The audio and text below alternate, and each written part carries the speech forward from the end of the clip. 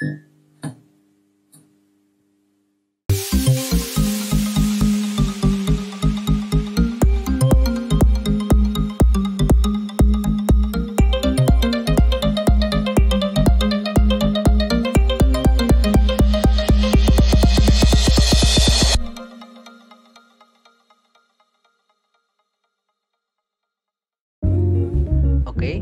Assalamualaikum warahmatullahi wabarakatuh. Pada tutorial kali ini saya akan menerangkan cara setting headings.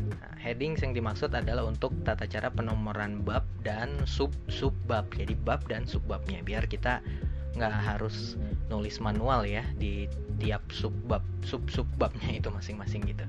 Nah, cara yang pertama misalnya kita tulis dulu bagian-bagian dari alur sistematika penulisan skripsi. Misalnya kita tulis yang pertama adalah abstrak, dalam bahasa Inggris ya abstrak, lalu abstrak yang bahasa Indonesia. Setelah itu adalah kata pengantar ya, kata pengantar. Lalu setelah kata pengantar ada daftar isi, lalu daftar tabel, biasanya daftar tabel dulu, lalu daftar gambar, lalu daftar lampiran. Nah, baru masuk ke bab ya, misalnya bab 1 pendahuluan, lalu ada bab 2 tinjauan pustaka, kerangka pemikiran, dan hipotesis penelitian. Lalu ada bab 4, misalnya di bab 4 ada hasil penelitian dan pembahasan, dan bab kelimanya adalah kesimpulan dan saran, misalnya gitu, kesimpulan dan saran. Lalu yang terakhir ada daftar pustaka. Nah, ini yang akan menjadi heading 1 atau ya heading 1 ya, yang akan menjadi penulisan yang utama, bagian penulisan yang utama dari penulisan skripsi kalian. Ini cara settingnya. Setelah ditulis seperti ini, kalian bisa blok dulu, karena biasanya ini ditulisnya dalam capital semua ya, jadi bisa cek di sini, lalu di blok, lalu kita klik di sini di change case, lalu tinggal pilih uppercase. Nah, setelah pilih uppercase, kita mendefinisikan ini sebagai heading 1. Nah, di tab styles ini, di bagian tab home, lalu ada styles. Nah, di home kita select heading 1, klik kanan, lalu kita modify dulu. Nah, cara ini tergantung format di kampus kalian masing-masing ya. Jadi mungkin ada yang format fontnya ada yang pakai Times New Roman, ada yang pakai Arial dan lain-lain gitu. Nah, di sini saya mencontohkan kalau formatnya dengan format Arial. Saya kalau format Arial, kita cek fontnya ganti dengan Arial. Ukurannya ini juga bisa disesuaikan sesuai dengan ketentuan sistematika penulisan skripsi di kampus kalian masing-masing. Misalnya kita pakai ukurannya 12 dan pasti dia di bold. Warnanya, colornya pakai hitam, atau di sini automatic aja, kita pakai automatic. Lalu dia biasanya di rata tengah, atau kalau misalnya rata kiri, kalau rata tengah. Ini cara settingnya di sini. Lalu spasinya misalnya 2 gitu. Nah, ini spasi untuk 1, spasi untuk 1,5, dan spasi untuk 2. Setelah udah beres semua setting seperti ini, kalian tinggal klik OK. Nah, belum berubah ya, memang belum berubah karena belum kita klik. Nah, ini kita blok lagi, sekali lagi, lalu kita klik dia di heading 1. Oke. Nah, setelah ini dia akan secara otomatis berubah sesuai headingsnya masing-masing. Untuk ngecek apakah headingsnya ini udah berjalan dengan baik atau berjalan dengan benar atau belum, kita bisa klik di view. Nah, di tab view sini, di tab view nanti ada bagian navigation pen di show. Kita show navigation pennya, kita show, klik, kita checklist. Nah, dia akan muncul di sini ya.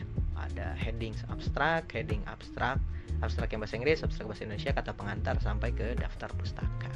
Nah, itu cara setting headingsnya gitu. Nah, biasanya ini headings ini nanti akan berhubungan dengan tata cara penomoran yang selanjutnya. Misalnya untuk bab 1, nah ini kita blok dulu dari bab 1 sampai bab 5 ya. Ini nanti kan subbab dari bab 1 itu, subbabnya adalah 1.1. Misalnya 1.1 adalah latar belakang penelitian gitu. Terus 1.2-nya misalnya identifikasi masalah dan lain-lain. Nah, kita harus mendefinisikan satu itu sebagai dengan cara penomoran otomatis. Caranya kita blok dulu semua, lalu kita kembali ke home, kembali ke tab home. Nah, di sini ada urutan multi level list. Multi level listnya kita klik lalu ke headings, pilihan headings. Jadi yang ini ya, pilihan ke nomor 6 ada pilihan headings, heading 1, headings 2 sampai heading 9. Urut penomorannya 1.1, 1.1 untuk heading 3 dan selanjutnya gitu. Kita klik yang ini. Klik. Nah, kan dia akan berubah semua gitu ya. Nah, tapi kita cuman pakai untuk di heading 1 sampai headings ke di bab 1 sampai bab kelima yang pakai penomoran headings otomatis. Jadi ini bisa kita hapus aja. Oke, ini nggak kita pakai. Gitu. Oke, nah cuman bab 1 sampai bab 5 ya. Kayaknya ada yang kurang bab 1, bab 2. Nah, bab 3-nya kita belum di sini. Bab 3 adalah metode penelitian. Nah, misalnya bab 3 metode penelitian kita blok lagi, lalu kita change case ke uppercase, kita klik heading 1. Nah, dia secara otomatis langsung gitu ya. Jadi 1 2 3 4 5. Nah, setelah ini kita blok, kan kita tidak akan memunculkan headingsnya ini ya. Jadi karena kita nggak akan memunculkan, ini kita blok dulu biar rapi. Dia kita balikin lagi ke tengah gitu misalnya. Oke.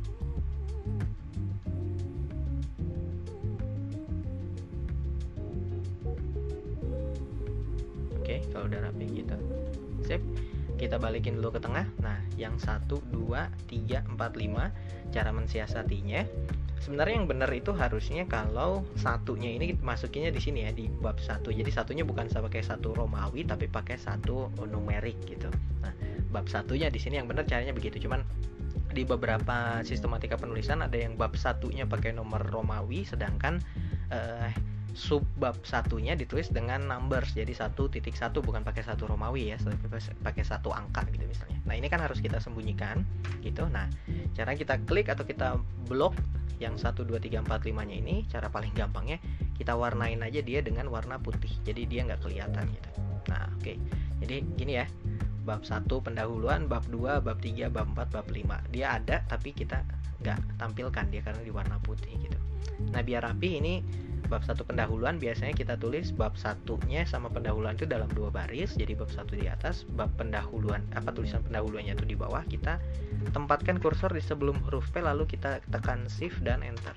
Nah, dia secara otomatis nanti akan langsung rapi gini di tengah. Begitu juga yang tinjauan pustaka, sebelum huruf T kita shift enter. Yang metode penelitian juga sama, kita shift enter. Hasil penelitian pembahasan kita shift enter, dan kesimpulan dan saran juga kita shift enter. Oke, gitu ya.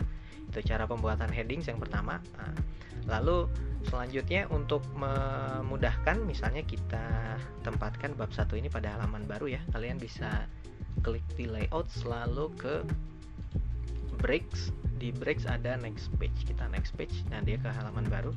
Misalnya gitu.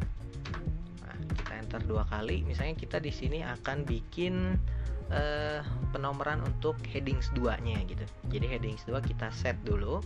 Headings 2 kita klik kanan lalu modify. Ketentuannya sesuaikan dengan ketentuan sistematika penulisan di kampus kalian masing-masing. Misalnya di sini saya ngambil contoh pakai Arial 12. Lalu dia di bold, colornya dia automatic di rata kiri ya. Rata kiri dengan spasi 2 misalnya gitu. Ini kita oke. Nah, kita tulis dulu apa judul dari subbabnya. Misalnya yang pertama adalah latar belakang penelitian, lalu yang kedua adalah identifikasi masalah, yang ketiga adalah batasan, yang selanjutnya adalah rumusan masalah, tujuan penelitian, lalu yang selanjutnya mungkin adalah 1 2 3 4 5 kegunaan penelitian ya. Kegunaan penelitian ini kita bagi lagi kegunaan penelitian, misalnya jadi heading 2 dan heading 3-nya adalah kegunaan praktis dan kegunaan teoritis. Ini ambil contoh aja ya, jadi gitu. Nah, ini bab 1 sampai ini heading 1 headings 2 yang dari latar belakang sampai kegunaan penelitian, ini kan masuk headings 2, jadi kita blok dulu. Oke. Lalu kita klik headings 2. Nah, dia secara otomatis akan berubah jadi 1.1 latar belakang penelitian gitu. Kurangnya penulisannya belum rapi, kita tinggal klik dia change case di sini, di change case ke capitalize each word ya. Begitu juga yang ini headings 3, kita klik headings 3 belum kita modify, jadi kita modify dulu, klik kanan modify. Lalu misalnya ini saya ambil contoh pakai Arial lagi 12 bold, colornya automatic, kita rata kiri dengan spasi 2. Oke, nah ini kita definisikan dia sebagai, kita blok dulu ya, kita blok, kita definisikan dia sebagai headings 3. Oh, ini belum di bold tadi ya, bisa kita bold. Oke, nah dia secara otomatis akan berubah. Gitu juga dengan change case-nya ke capitalize each word. Nah, itu contohnya gitu untuk bab 1. Itu contoh untuk pemberian headings atau untuk membantu kita dalam menulis subbab, bab dan subbabnya masing-masing ya. Jadi subbab 1 ini, nah, lalu ini di headings 2 nih ya, ini dan ini di headings 3. Caranya begitu ya. Begitupun juga misalnya yang bab 2, kalau misalnya kita create di sini ada 2.1-nya misalnya adalah tinjauan pustaka gitu ya, tinjauan pustaka.